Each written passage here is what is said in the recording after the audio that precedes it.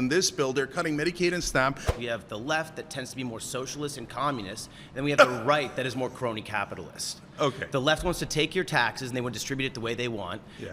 The right wants you to keep your taxes right now. They want you to keep your overtime taxes. They want you to keep your taxes on tips. So Yeah. what is your... Yeah. So first of all, brother, you got to stop saying socialism and communism. None of the Why is that? Because none of the Democratic politicians are in favor of that. They're actually They are. Bernie's quite literally socialist. No. So he says he's a democratic socialist. Even he doesn't really go towards what you would consider socialism, because you're putting socialism and communism in the same bucket where they don't belong. None of them are in favor of ending corporations, ending capital, etc. In fact, Kamala Harris and Joe Biden, their number one problem is that they're corporatists, not that they're socialists or communists. No, they quite literally wanted to do whatever corporate donors tell them to do. They wanted to That is end the exact businesses over opposite of vaccine communism. mandates. Yeah, that was, no, brother. No, but that's drug companies. They're doing the exact opposite of communism. They're saying corporate donors, we will do whatever you corporations want. So when you turn to the Republicans, it's the same thing as Oliver. They have a 5 to 10% release valve with Donald Trump now. He's pretending to be a populist. So he goes, oh my God. Donald Trump isn't pretending. He is a populist. Well, look at he just won the popular vote, both left and right, moved in his direction. No, hold on.